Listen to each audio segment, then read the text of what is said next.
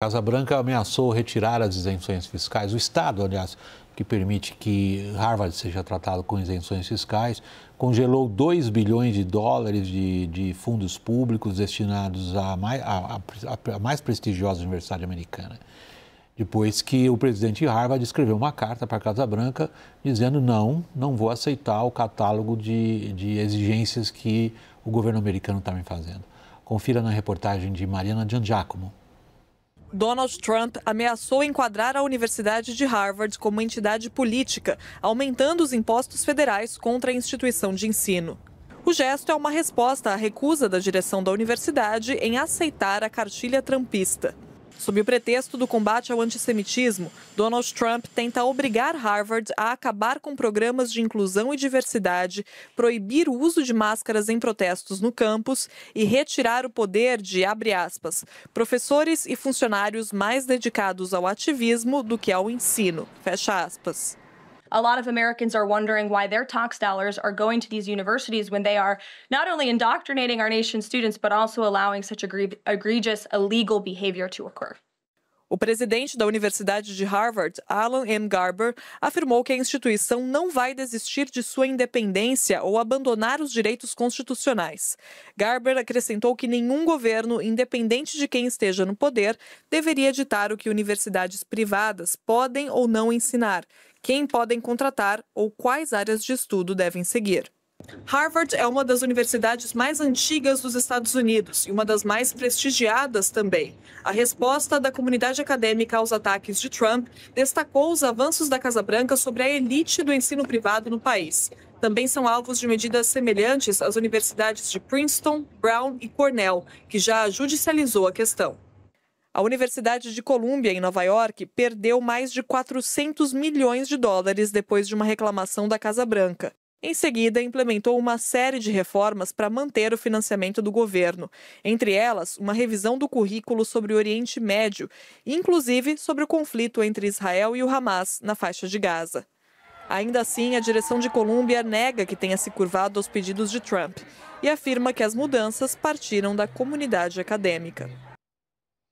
André, a percepção que se tem do que Trump está promovendo em relação às universidades americanas que é uma ação que não se prende a fatos isolados, mas faz parte do que parece ser, eu gostaria de ouvir como que você enxerga isso, e parece ser quase que como uma espécie de revolução cultural, porque abrange não só as universidades, abrange a burocracia estatal, abrange uma série de posturas que o Trump quer mudar, por exemplo, nas empresas privadas. Você já está sentindo isso aí na Universidade Estadual de Louisiana? Pois é, William. É interessante notar o seguinte, o Trump ele não é contra a academia em si. Ele sempre, durante a campanha, gostava de lembrar que ele estudou na University of Pennsylvania, que é uma grande universidade. Ele gosta de falar sobre isso. Eu acho que o que está se passando, justamente olhando para o contexto maior, ele parece não querer esferas paralelas de poder fora de seu alcance pessoal. Então, eu acho que essa disputa sobre aportes federais é sobre isso, é sobre o Trump, pessoalmente, querer ditar termos para as universidades. E se a gente comparar essas grandes universidades privadas, Harvard, Brown, foi mencionado no vídeo onde eu fiz meu doutorado, comparando com a Universidade Estadual de Louisiana, onde eu estou, tem certas diferenças, mas que o quadro é o mesmo e é bem preocupante, que é o seguinte, muita da pesquisa que as universidades fazem, onde eu trabalho, o nosso trabalho, um dos nossos fortes é a ciência marítima, que a gente está no Golfo do México, e a indústria petrolífera. Trabalho muito com isso. No ano passado, janeiro de 2024, nossa universidade conseguiu o maior aporte federal, 160 milhões de dólares, para estudar transição energética para o Estado. A universidade promoveu muito isso. Hoje, um ano depois, um pouco mais de um ano, não se sabe o futuro dessa verba. Ninguém sabe direito se vai vir, quando que vai vir ou não vai. Eu acho que isso faz parte dessa estratégia Trump 2, que é justamente governar pela incerteza. Ninguém sabe direito o que vai acontecer. A Harvard parece que, né, está rejeitando essas demandas, mas a Colômbia não.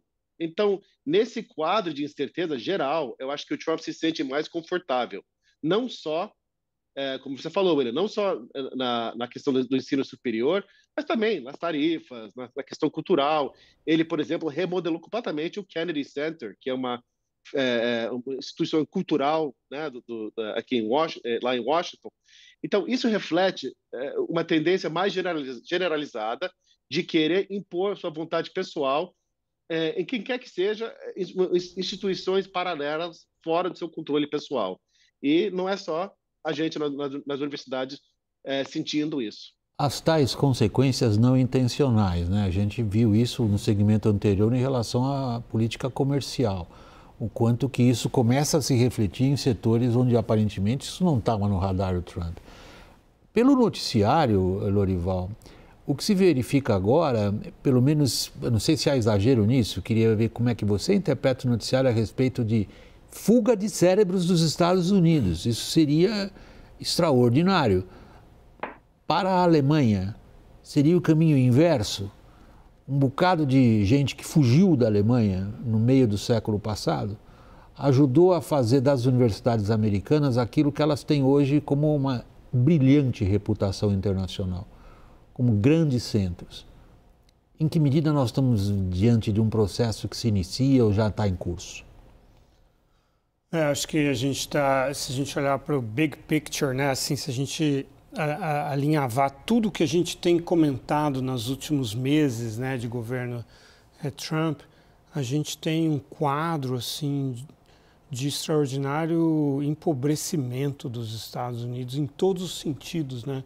No sentido econômico, no sentido geopolítico, no sentido institucional e no sentido cultural, acadêmico, né?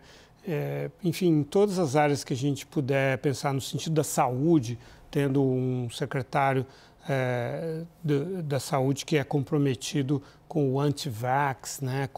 Já morreram 2 crianças de sarampo no Texas, né? Coisas que só aconteciam no terceiro mundo e tal.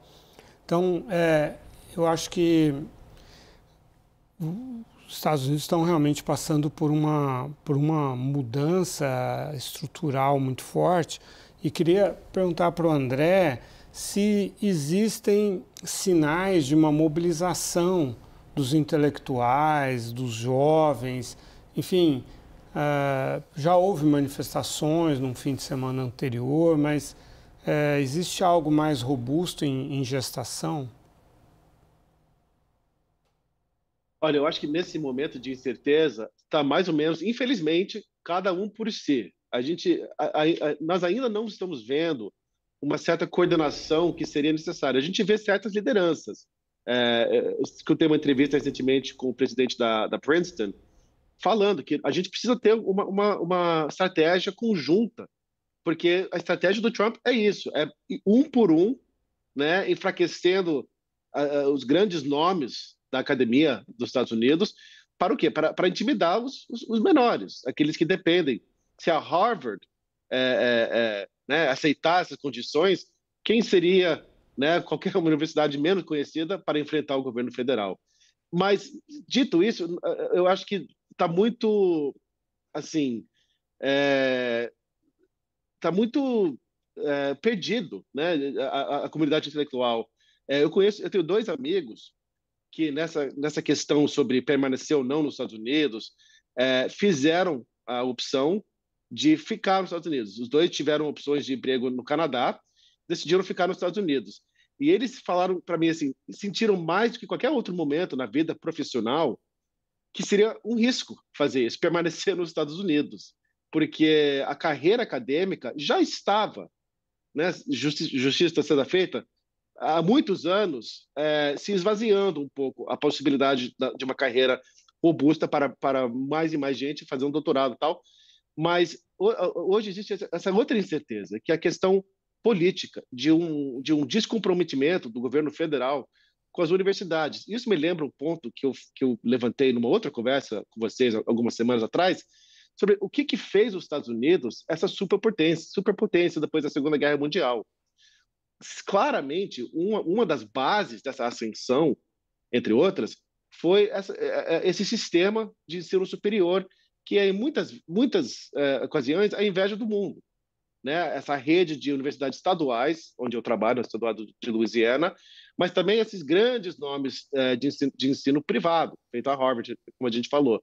Essa diversidade institucional, intelectual, diferentes universidades tendo fortes, né, diferentes, isso enriquece muito os Estados Unidos e ajuda muito o país no conceito das nações. Agora, só para concluir, eu acho que nós, acadêmicos, não temos feito um bom trabalho de vender isso para o público americano. Né? O custo da mensalidade das universidades continua subindo, em qualquer que seja a instituição, vai encarecendo. Então, eu acho que o Trump se apodera também, nesse debate, de uma crescente distância entre o americano médio e o ensino superior, o que não deveria ser o caso. Deveria ter uma acessibilidade maior para a faculdade, para milhões de americanos que hoje não sentem esse investimento, né, no futuro da academia. É interessantíssimo esse ponto que ele está levantando, Lorival. O André está nos chamando a atenção para o seguinte: o Trump está dizendo que ele, na verdade, está combatendo o autoritarismo. André, estou falando por analogia, tá?